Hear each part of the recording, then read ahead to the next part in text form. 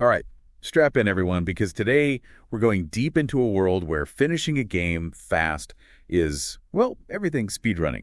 Most of us, right, we like to really soak in those amazing game worlds. But speedrunners, they're all about finding the quickest way out. It's kind of like a total opposite of how we usually think about games, isn't it? Yeah, it flips the whole idea of gaming on its head. We've actually got a whole bunch of research on this, and it's wild to see how speedrunners basically take apart these super intricate games. They find hidden paths and stuff and come up with strategies that totally break free from how the game was meant to be played. It's like they see the game as this massive puzzle, and the solution is all about finding the fastest route, even if it's super weird. So what is it that makes these speedrunners want to, conquer a game's systems this way? Is it just about being the best, or is there something deeper going on? Well, competition is definitely a part of it, but what's really interesting is the whole intellectual side of it. It's about pushing the game to its absolute limits and seeing what it can really do.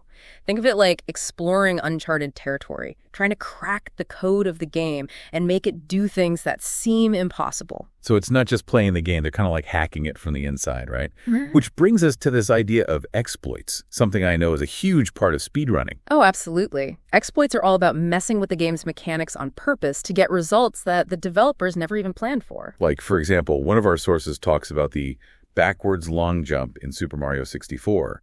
It lets Mario basically go right through walls and skip huge parts of the game. It's like finding a hidden warp zone that wasn't supposed to be there. Exactly. And that's what makes exploits so cool. It's all about figuring out how the game works on a deeper level and then bending those rules to your advantage. Imagine you're playing a platformer and you find a way to jump off a certain ledge at just the right angle to get a massive speed boost.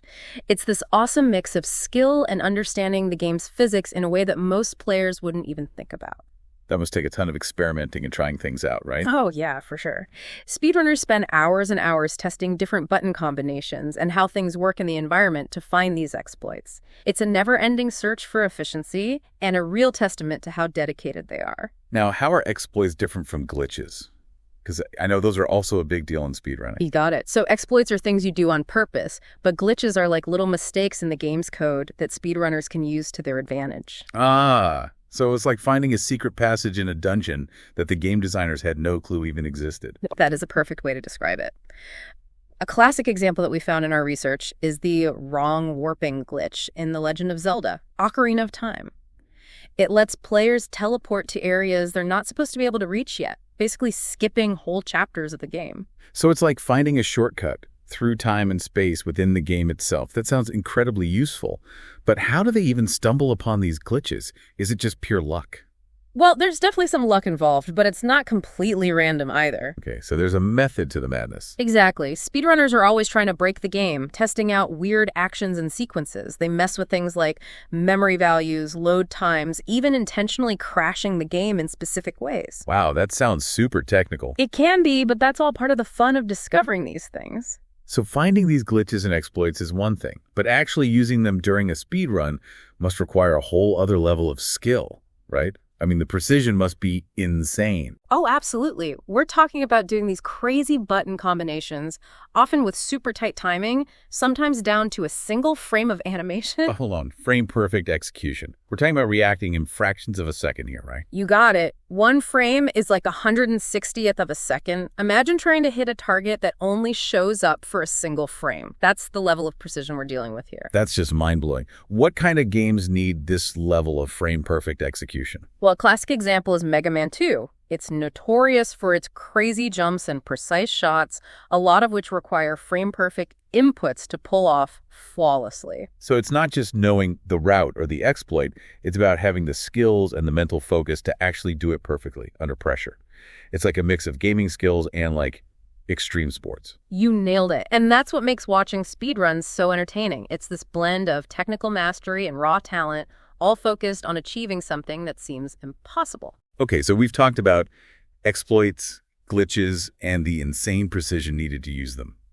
But what about optimizing a speedrun? I know that's another huge part of the whole thing. You're totally right. Optimization is all about tweaking every single action, movement, button press to shave off even milliseconds from the total time. Okay, let's break that down a bit. We're talking about going through every single step of the speedrun with a fine-tooth comb, right? Exactly. Speedrunners split the whole game into sections and look for any spot where they can be even a tiny bit faster. It's a constant process of improving their strategies, often involving frame-by-frame analysis and tons of testing. So it's like a scientific approach to gaming, always experimenting and trying to find the absolute best way to do things. That's a great way to put it.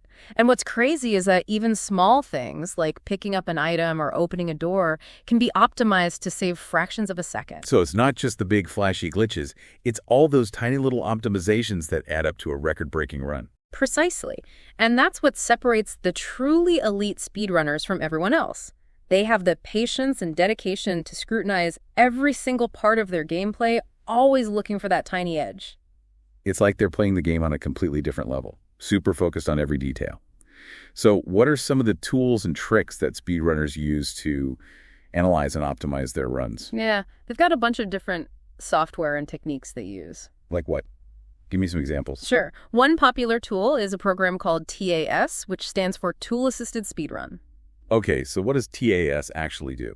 It lets speedrunners mess with the game's code in a really precise way, pausing, rewinding, even changing individual frames to create a theoretically perfect run. So it's like a time machine for speedrunning, letting them analyze and perfect every single input. Exactly. But it's important to remember that TAS runs are usually seen as a separate category from real-time speedruns. Right, because real-time speedruns are all about human skill, right? Precisely. And while TS can be super helpful for understanding the limits of what's possible in a game, it's the human element that makes real-time speedruns so exciting to watch. It's like watching an athlete at the peak of their game, pushing the boundaries of human potential within a video game. That is such a good analogy, and the dedication and skill it takes to achieve those things are truly incredible. Well, this has been super insightful so far. We've uncovered the secrets behind exploits, glitches, and the whole optimization process that goes into making a world-class speedrun. But there's still so much more to explore, right? Absolutely. In the next part of our deep dive, we're going to look at the amazing community that drives speedrunning, the different styles and approaches out there, and the huge impact this whole subculture has had on gaming. Sounds fascinating. I can't wait to uncover even more secrets of the speedrunning world. So we've talked about how speedrunning is this blend of like technical skill, planning, and even some like digital detective work. Yeah. But it's not just people doing this alone in their basements, is it? What about the speedrunning community? I've heard it's pretty amazing. You're absolutely right. The speedrunning community is super vibrant and surprisingly really supportive. It's this whole global network of players, coders, and fans who are always pushing the boundaries of what's possible in these games. That's kind of unexpected, isn't it? You'd think it'd be super competitive, with everyone trying to beat each other's times. Oh, there's definitely friendly competition, but the cool thing is how much they collaborate. Think about it. When someone finds a new glitch or comes up with a crazy strategy, they share it with everyone. That shared knowledge helps everyone get better, and it pushes the whole scene forward. So it's like this giant brainstorming session where everyone benefits from each other's discoveries.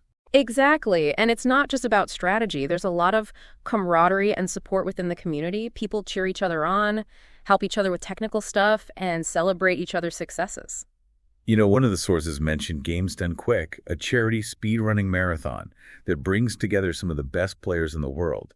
It sounds like a perfect example of the positive impact of this community. Games Done Quick is amazing. It shows how speedrunners combine their love of gaming with doing good in the real world.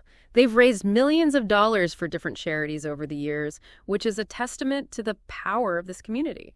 That's incredible. I'm starting to see why so many people are drawn to this world. It's not just about competition, it's about the shared passion, the friendships, and doing something meaningful. You got it.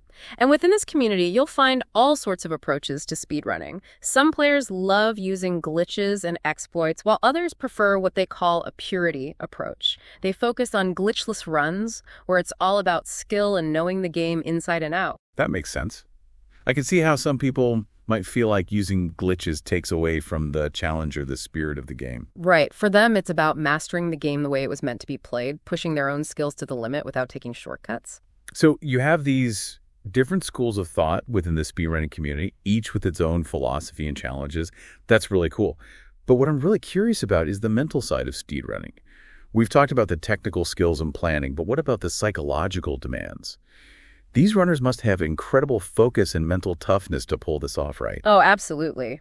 Speedrunning, especially at the top level, demands this almost zen-like concentration.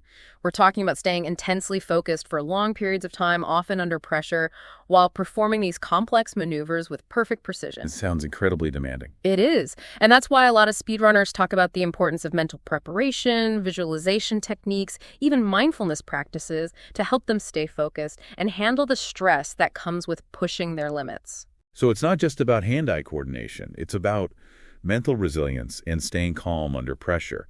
It's almost like a form of meditation through gaming. That's a great way to put it. People often overlook this mental aspect, but it's a crucial part of what makes speedrunning so compelling. It shows how incredible human focus and determination can be, and how we can push beyond what we think our limits are. You know, the more we explore this world, the more I see speedrunning as more than just a hobby or a competition. It's like this unique art form, a blend of technical skill, creativity, and mental discipline. I totally agree. Speedrunners are constantly pushing the boundaries of what's possible in these games, finding new strategies, uncovering hidden potential, and essentially reinterpreting the game itself. It's like they're taking the game apart, seeing its underlying code, and then rebuilding it in their own way to achieve a specific goal. It's fascinating. And what's even more impressive is the constant innovation within the community. What might be the fastest way to complete a game today could be completely changed tomorrow. Someone might find a new glitch, develop a faster movement technique, or simply find a better route. So the bar is constantly being raised, and the pursuit of perfection never really ends. That's what makes it so exciting to watch. It's like seeing gaming mastery evolve right in front of your eyes. Exactly. And that's what makes speedrunning so captivating. It's a dynamic, ever-changing art form that challenges our understanding of what's possible in these digital worlds we love.